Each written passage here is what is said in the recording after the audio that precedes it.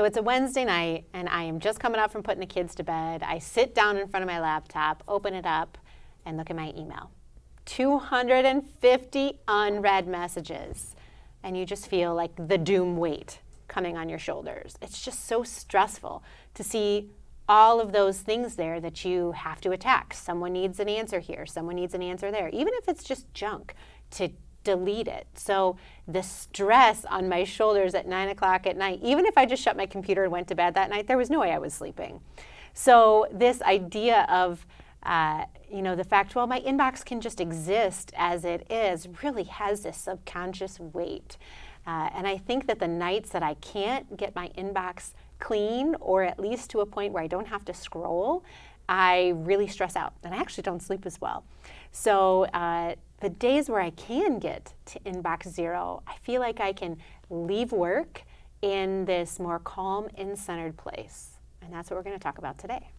Nice. Welcome to Diary of a Worthy Pursuit, where we talk about how to get what you truly want in life and in business. And today we're talking about strategies to get to inbox zero, removing that weight that's on your shoulders. Right. You know, as you're talking, I was thinking about this. We stayed at Airbnb in Phoenix. Okay. And we were there for, a little bit less than a week. Middle of the week, we saw a cockroach. Huge thing. The thing was like, you could pet it. Anyways, my first thought was, how many more are there?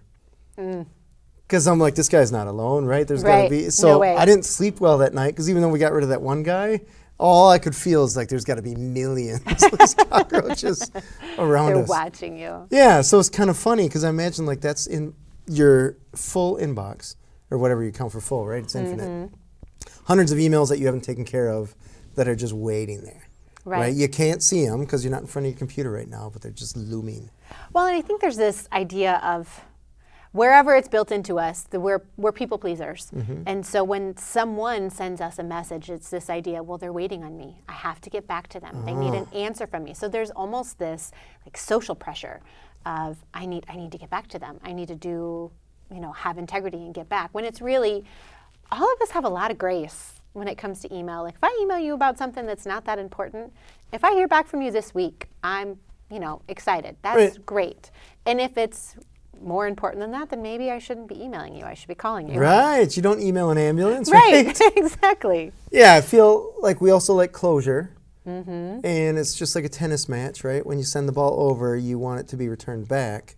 Right. And that's the fun game, right? If it just goes out of bounds or something like that, and you're like, well, that was lame. Yeah. So when you don't get that response or you don't give a response, there's a guilt, I believe. Yeah. And now we're getting to the other side of what it feels like when you ghost someone, not when you're being ghosted. I hope that it's painful. Right, exactly. So talk to me about why you decided that inbox zero would be part of your life. I don't even know where it came from. I take that back. I had a buddy of mine in IT, and he mentioned inbox zero. And I'm like, what are you talking about? Like, I didn't even know it was a thing, right? I've heard of empty gas tanks. I've talked to people with empty heads. But empty inbox is just totally, I'm like, what does that mean? You just deleted the email? And he's like, no. My inbox is empty. The emails have been responded to. They've been taken care of. They've been resolved in whatever way I see fit. But at this moment in time, I don't have any emails. And we were sitting around a campfire. And I remember just being like, somebody had just invented fire in front of me. It was one of those, like, Yeah. That's a thing? Mind blown. Blown my mind. Yeah. Yeah, and so then I asked him, how do you do it? And his solution was to select all and delete. But that doesn't really go to the ghosting thing. No, in his job, I don't think anything was life-shattering or anything like that, so it was just a solution for him. For me, I had to be a little bit more strategic about it because I had my own business, so you can't just delete your client emails. You're not going to get a lot of new business that way. No. So it was one of those like, okay, let's just map this out. Could we do it? So that's the goal. And then let's figure out how to do it. And I just came up with a recipe to do it. That worked for me, and I shared it, and it's worked for a lot of people, so yay. Awesome. Well, let's talk about those strategies today. Our first strategy for you to get there is to start by scheduling email into your day. For me, this looks like starting my email. And that way I actually have a workday startup routine. It's one of the ways that I focus my day. Oh, nice. So I start by scheduling a half hour into my day at the beginning to make sure that if there are fires, I'm putting them out. And then if there are clients emailing me or things like that, that I get back to them right away. Or if someone is asking me for something, I make sure to add it to my list. And then at the end of that, I have a big 3, I have focus time. But ultimately, if I get email done or checked first thing in the morning, it clears my brain to know that nothing important is out there looming or I haven't dropped a task. Oh, nice. Yeah. I do want to point out a little caveat here. Okay. The worst email that I've ever received, or almost ever received, is the ones that tell you their schedule for checking email. They're like, I only check my email on the third Tuesday of every month on a full moon. And I want to reply back, no one cares. Yeah. But I know I'm just going to get that same email back saying I only check my email every third Tuesday. Right. Like no one cares. So maybe the autoresponder explaining your schedule is too meta. Like people don't care. Just get back to me. But I think for your personal planning, it's good for you to understand where it fits best within your day. Totally. Yeah, absolutely.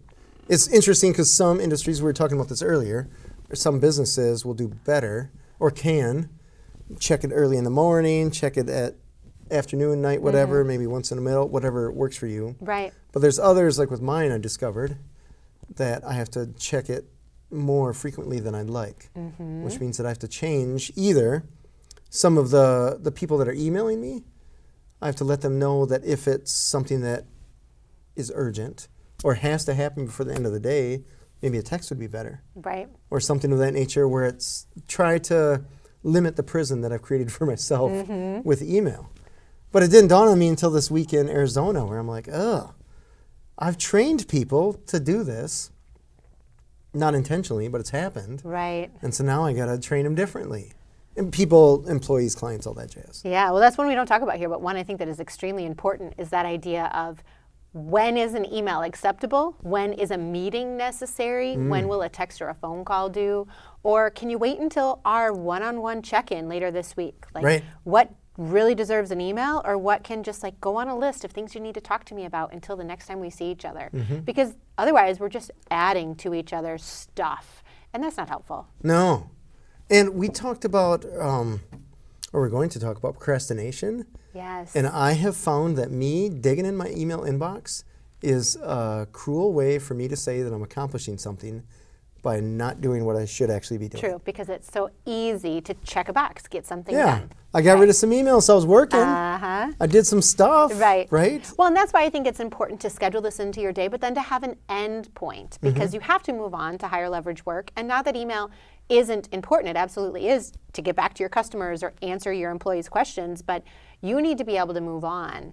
And so having a start and end time, even if that's multiple times through the day, can certainly be helpful. Yeah. But I think with this too, there's an idea of what if I don't get through? I get 200 new emails a day. What if I don't get through them all? And then there's really this idea of like, well, triage it. Can you set up rules so that all that junk doesn't come into your inbox? Outlook has really great rules. Gmail has some great rules where you can automatically push things from certain email addresses into a box to look at later. So if you subscribe to certain places where you love their education, that's great. Create an education folder. So when you have time, you go there and look. You don't have to manually drag all that stuff over there every time it comes in. Very cool. I like that. I like that idea. It's interesting because I had a pretty full inbox when I came back from vacation. I'm sure. And I was like, oh my gosh, this is going to take forever. It took an hour and a half. But I shut off my phone during that time. Okay. And you just bang it out. And it really wasn't that bad. Right. It looked crazy overwhelming. But in the end, uninterrupted time is way more productive than interrupted time. Well, and I think that's fair too. So the whole point of scheduling is then to focus on this one thing and not distract yourself with something else. Otherwise, an hour and a half will turn into 12 days. The task will expand to the time you give it. Right? Parkinson's Law. Yeah, exactly. All right, so our second strategy for you is to use a task management system. So there's this book called Getting Things Done. I did this training, 15 years ago at a company, which great that they even invested in this training for us. But it's the idea that things that pop into your inbox don't need to stay there. They need to get added to a to-do list somewhere else. All right. So within Outlook or Gmail, or maybe you use a system like Monday.com or Asana, whatever that is, you can create different task lists. So I might see an email that creates a question that I have about this podcast. And so I'd say, I have this question for James, but I know he's busy. I'm just going to create a list in my tasks, and I would put like @James. And then I would put all the things that I want to talk to James about the next time that we get together. So it's one less email for you, and it's not an email that I need to send that's going to take time. So I just create a quick task. Oh, interesting. It's my agenda for James. So I used to keep these agendas when I was working for someone, for my boss, for maybe cross-departmental leaders that I needed to talk to. I knew meetings were coming up, so I'd just keep that. Or maybe I'd start an agenda for the meeting and add those things. Very cool. So creating a different task list for different areas of life are really helpful. Mm-hmm. So we were talking before this, that sometimes you get so much junk, it's just helpful to clean it out when you're sitting somewhere, right? So maybe you have a task list that is at my computer. I have to be at my computer for this. Or I can do this with or without Wi-Fi. Maybe you have two different lists for that. Oh, sure. So if you're, maybe you're sitting at an appointment and you're waiting 20 minutes or whatever to get in, you can be sitting there and cleaning out email and saying, this is something I need to do. I can add it to my morning focus time tomorrow. So when you create these different lists, then you can actually release the weight off of you and put it into your task management system, because you'll be reminded later about that thing. You don't feel like you need to drop it.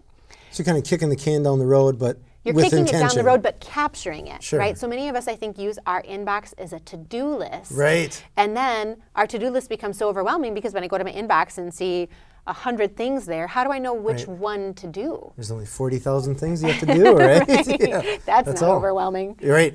Yeah, it's interesting. The task thing, I like that idea. I use the snooze function on Gmail. Yeah, tell me more about that. So snooze, you can snooze an email for either they have pre-filled times, Okay. like tomorrow at 8 a.m. Sure. or later today at 6 p.m. or something like that. Or you can schedule them for weeks or months down the road. You can also schedule send. I've seen that. Which And that's is- really helpful when you're Oh my working gosh. late at night and you Yeah. don't want someone to know that you're emailing at 10 o'clock. Right. Yeah. Because the worst thing that can happen when you're doing email at 5 in the morning or whatever is that you get a response. Right. Because you sent an email, they responded back in 2 minutes, and now they're like, they know I'm up. Or I checked it off my list. I'm completing things. I don't Enough need of to add this. more. Right. Exactly. Yeah, so schedule send is fantastic. But the snooze function, I use that an incredible amount. That's a new thing for me. I learn something new every day. I can't wait to use Yeah. that function. There's also Boomerang is a chunk of software that I use through Gmail. What does that do? So Boomerang sends the email back to you. Oh. So it's essentially like snooze, but it essentially asks you the question, did you get a response from this? And it's smart enough to know if you did get a response, it doesn't come back to you then. So then it kind of says if then, right? Yeah. If you didn't get a response, then send it back to you. If you did get a response, then it's on its way. That's one of the wonderful things about the evolution of technology is I used to keep a waiting for list. Oh. Like if I emailed you and asked you a question, then I would keep a list of saying, okay, I emailed James on this day, and then I would have the thing that I'm waiting for you from. And then as I would get those answers, I could check those things off, and that was my follow-up list. Nice. Especially when you're in sales, that's extremely helpful. Man. Because then you remember, when did I email them last? You don't have to go dig in your email. But now Gmail is so smart, it will say like, hey, you sent this email 3 days ago and you haven't heard a response. Do you want to follow up? Nice. It's so great. Oh, I haven't seen that. Yeah. You are crazy more organized than I am. It's so funny because I try to get my employees to be organized and with our clients and all that stuff, but me, I'm just a scatterbrain. We all have different strengths. We complement each other, right? That's Fair, what we gotta totally do. fair. Amen to that. All right, so our next strategy for you to get to inbox zero is to delegate. And I think that this is, for me, one of the most light bulb moments that I had when I was managing a team is not every email that comes into my inbox is a question for me. Oh, okay. So I might get a question about, does this client need or want to do this? I don't know the answer to that. All right. So by letting it sit and simmer in my inbox for a day or 2 days or whatever, I'm just slowing down the process of that person getting the answer that they need. So by having a routine to filter email, I can say, oh, I can't answer that question. So I either respond and copy the person saying, oh, we need the salesperson to answer that, or I can forward it along and make sure that someone else is taking care of it. So do you have someone in your inbox that's actually triaging the I wish. email? I think when your business grows bigger and you can afford an executive assistant who can triage your email, I think that is extremely worth it. If you get a lot of new emails in a day that you actually need to respond to, right? My husband used to ask me when I would complain, oh my gosh, I got 200 new emails today. He'd be like, but do you have to respond to all of those? Oh. Well, fair. I probably need to respond to 150. Sure. But if you can delegate some of that eventually, if you're one of those people who gets so much email you can't handle it, then maybe an executive assistant is helpful. And then there's certainly things that you can do, like creating templates. So you might get the same kind of 5 questions. If you're a thought leader, maybe you get, requests to do speaking arrangements or something like that. So you can have template emails that really make that go faster. Yeah. And an executive assistant could help you with those things. Yeah. But no, I don't have one of those. I'm not quite there in my business yet. It's in the calendar, It's the goal. someday that I will. So until then, delegating is extremely important. All right. Yeah, I love delegating. Or when you delegate to the right people, to the right employee, or even virtual assistant or something like that, and you know that it just got done, that for me is a better feeling than me actually having done it. Because I know that's essentially you're getting double time. Yeah, the leverage of your time is so great. Yeah. The only hiccup I have here is if you're a perfectionist, which we've talked about, sometimes you feel like you could do it faster than it would take you to delegate. And I guess I would challenge those of us that think in that way, and this is a hurdle that I've had to overcome, is you need to overcome how crappy you are delegating. Right. When you delegate something, you can't just send it off. You have to set an expectation. So here's a timeline, here's what I expect, here are the sorts of things, here's when you can come to me with questions. If it's more of an intense situation, if it's just respond to this email, that's probably not something where you need to have that conversation. Maybe in the future we'll talk about the right way to delegate, but if you have trouble letting go of doing this, then you probably just need to learn how to better delegate. And I think it helps to do a little bit of math and figure out what is the value of that delegation. Oh, that's so you can say, idea. I can do this faster, right? I can do this in 10 minutes, let's say. If I delegate it, that person's going to take a half hour. Right. Well, to me, I get that 10 minutes. I'm going to pay them for that half hour. But then what can I do with that 10 minutes? What is the value of that 10 minutes? Whether I'm relaxing or producing income. Right. So now I'm producing income to pay for their 30 minutes and to pay for my 10 minutes kind of thing. Like they could do that. It could probably take them an hour and a half, and I'm still coming out ahead if I delegate it. Well, and there's this thought of areas of genius, right? So it's this idea that what you hire your employees to do, you could probably do, but maybe you're good at it, but you don't like it, right? So it's this whole matrix of like, what are you good at versus what do you like to do? And your area of genius is what am I good at and what do I like to do? And maybe that project is something that you could do, but you don't like to do. Right. And so it's taking up, it's the opportunity cost of that 10 minutes. Huge. To, you doing the stuff in your area of genius and stuff that other people in the company just can't do. So delegation is extremely important. Yeah, necessary to grow, right? Exactly. What do we got here? Less than 2 minutes, do it. This comes down to if the email response is going to take you less than 2 minutes.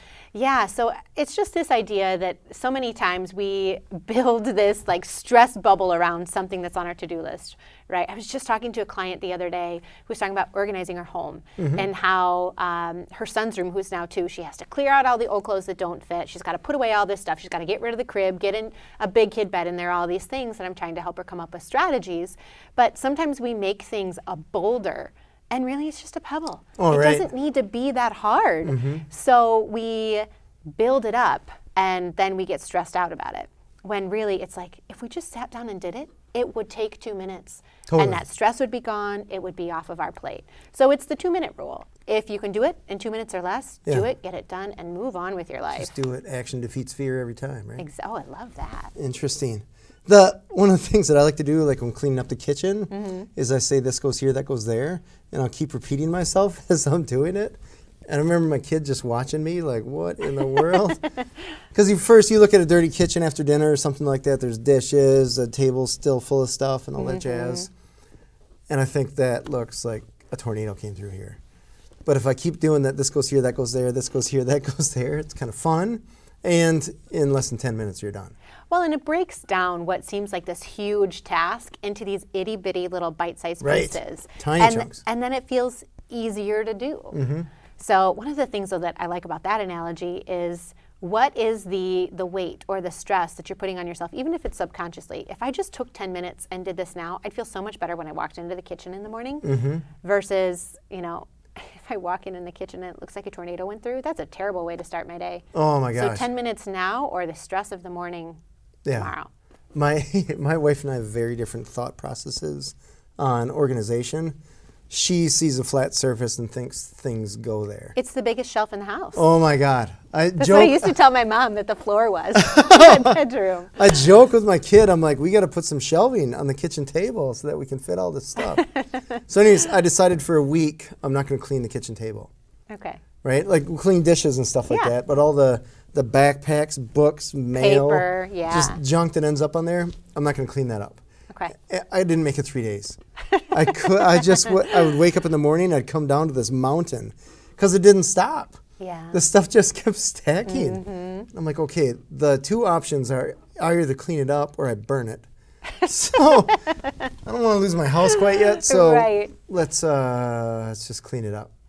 But, so I think that what's really interesting about that, so you can use that analogy as your inbox, right? There, all these things on your table are the things that you need to sort through, just like your inbox is. And so if you put it all in one place and you just delegate a time to do it, it's so much more helpful. You know it's going to get taken care of, so you don't have that weight. And if you do a little bit every day, it feels so much better than waiting 3 days and having a mound of paper. Right. Oh, my gosh. It's so frustrating. So frustrating. So talk to me about some barriers. You work with clients here, in business coaching. So talk to me about when you talk to them about Inbox Zero, what kind of response do you get? A lot of them are the same initial response that I had, where they're just like, what is that? And then is that even possible? Right. Right. Like I just told them that the earth revolves around the sun or something. They're like, wait, what? No. Anyways, so once they get over that initial thing, then I ask them, what would it be worth if that burden was gone? Right? If you opened up your inbox and it was empty, or you just took care of your inbox and it was empty, how would you feel? Yeah. And I've never had anyone say, well, I would hate that. Right? It's just like, that's amazing. That's like seeing all green lights down the road. It's love. Right. Right? So then we're like, okay, well, let's figure out how to do that. Yeah. And the first thing that I do is I have them create a folder called 6-month temporary. Okay. And I have them select everything and then put it in there. And then it's just one of those, like, that gets you the feeling. So now you can see you have inbox zero. You still have a bunch of stuff to do that's tucked away in a folder.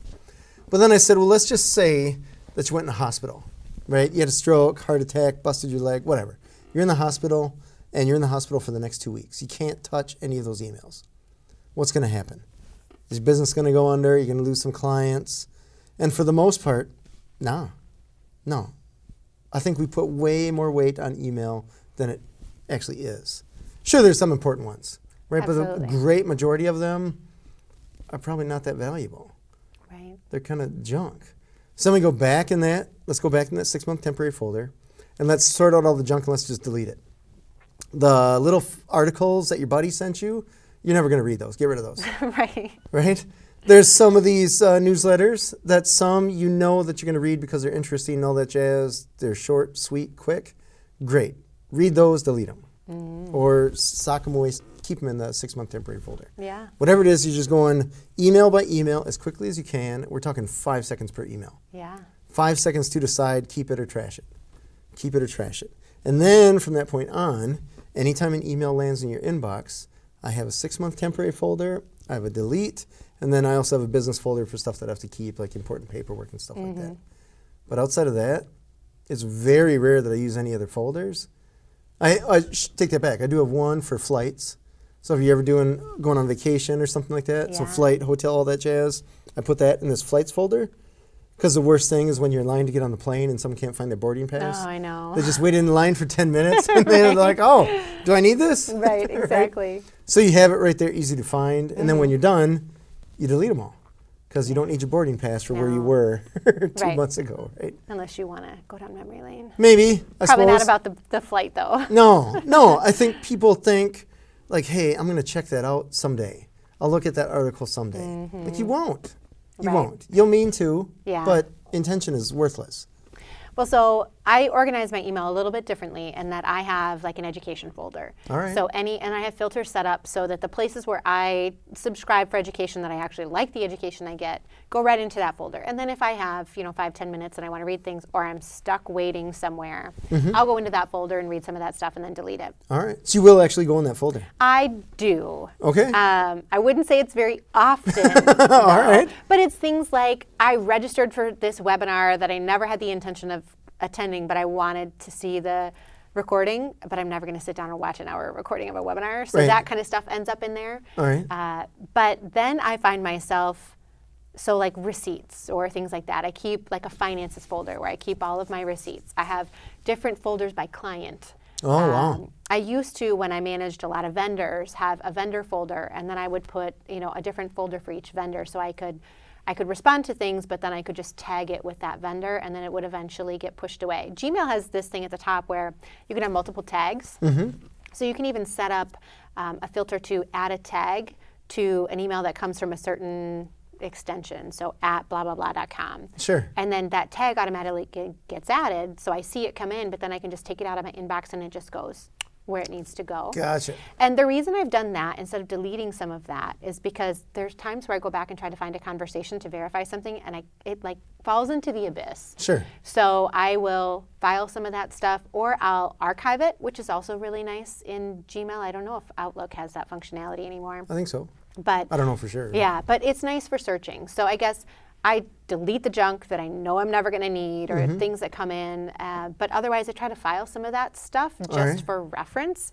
I think that the emails, though, that end up in my inbox, and James and I are a little different in this way. I like my no scroll. All right. I do keep a few things in there, but I don't. If I have to scroll, it drives me crazy. So in that way, I leave a few things in there that like I know I need to do this tomorrow, so I leave it. But now with this snooze function, I'm totally going to use that. Yeah, you can snooze it and for the time. We'll have to check in next time and see how I am at getting to inbox 0 instead of my scroll. But I think ultimately you just need to come up with a system that works for you, however you might want to try it. Right. Yeah, as long as you have a system and you follow it, then you're golden. Right. Because there may be some people that are just like, hey, if I fit 40,000 emails in my inbox, I'm cool. All I do is look at the top 20 or something like that. Well, and it's so interesting because after you do this and you feel this weight and really the energy that you get back from it, because looking at your email is not this like heavy weight or 2-hour ordeal that you have to carry, then when you go cover for somebody or you see it, like I was telling you earlier that I ended up covering for someone who I had to go into the hospital, and I opened his email and he had 16,000 unread emails, and I was like, I don't even know how you function. Like this would just paralyze me. That's funny. Unread. Unread emails. And I mean, clearly a lot of it's junk, right? Sure. It's not all important. 15,900 are junk. Right. But then you look at people's phones, and they're like, oh, take a picture or something, and then you go to close it and you see they have 50 unread text messages or something like that. And it's just, those are the things where this inbox 0 feeling or this feeling of clearing things out makes me feel like I'm not dropping anything. And it really gives me a peace of mind that I feel like I need to be able to go to sleep at night. Yeah, fair. Yeah. There's something to be said for knowing that you're not missing any emails as well. Absolutely. Because if I have 16,000 unread emails, I missed something. Oh my God. Yeah. I have to look through 16,000 to find out if there's something important versus 10. Yeah, let's not let ourselves get there. No. Perfect. This has been Diary of a Worthy Pursuit, where we help you get to what you truly want in life and in business.